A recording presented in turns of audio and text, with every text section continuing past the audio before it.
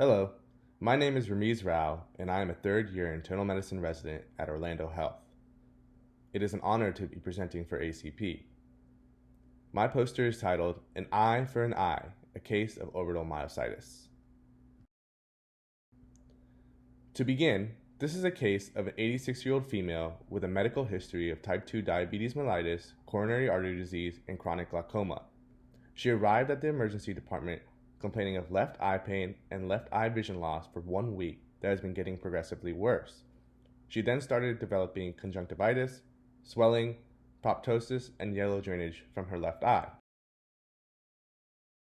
Here, in image 1, we have a clinical image of the patient on presentation. I would like to again stress the findings of conjunctivitis, swelling, proptosis, and yellow drainage from her left eye.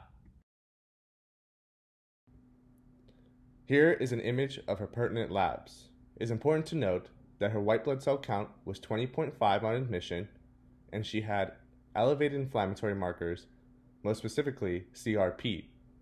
During her stay, her entire autoimmune workup was negative. In image 2, we see an MRI of the orbit that was obtained and revealed an abnormal circumferential enhancement surrounding the left globe and optic nerve, with left exophthalmos and left intraorbital fat stranding indicated by the red arrow.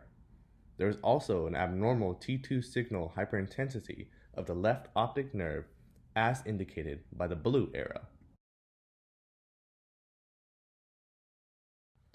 Ophthalmology was then consulted and the diagnosis of orbital cellulitis with acute glaucoma was made. The patient was started on vancomycin for a presumed infection and mannitol to reduce intraocular pressure. Over the course of the next few days, her condition and eye exam worsened, and ophthalmology recommended enucleation. Her imaging was again reviewed by a different ophthalmologist who diagnosed the patient with orbital myositis based on the findings discussed in image 2. The patient was then started on prednisone 20 mg every 8 hours and treatment for ocular hypertension. Her symptoms improved within 2 days with return of her vision. Here, in image 3, we have a clinical image of the patient 2 days after steroid therapy was initiated. In this image, the patient has regained her visual acuity and use of her extraocular muscles. This brings us to the discussion portion of this poster.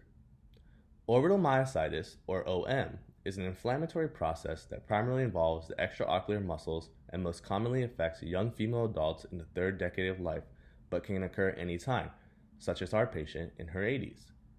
OM can be classified into 2 major forms. This classification was made in 2021. The most common form is labeled as typical and is an idiopathic, non-infectious, inflammatory condition that is typically seen in females. The second form is labeled as atypical and includes orbital myositis secondary to a systemic inflammatory process, such as an infection or autoimmune disorder. Clinical characteristics of orbital myositis include orbital and periorbital pain, ocular movement impairment, diplopia, proptosis, swollen eyelids, and conjunctival hyperemia. MRI of the orbit is the best diagnostic tool. Early evaluation by ophthalmology is crucial. Treatment with steroids is imperative to prevent irreversible eye damage and blindness. Many inflammatory, vascular, neoplastic, and infectious conditions that affect the extraocular muscles and other orbital tissues can mimic OM. The most important differential diagnoses include thyroid-related eye disease, other orbital inflammatory processes, unspecific idiopathic inflammation, vasculitis, and sarcoidosis, orbital cellulitis, and orbital tumors. In refractory, chronic, or recurrent cases, steroid-sparing agents, immunosuppressants, or radiation therapy may be indicated. The key points to this presentation is that orbital myositis should be considered as a differential in a patient that presents with eye pain, conjunctivitis, and proptosis. Prompt diagnosis and proper treatment are crucial to avoiding devastating complications such as blindness. This is my poster, and my references are located on the bottom. Thank you.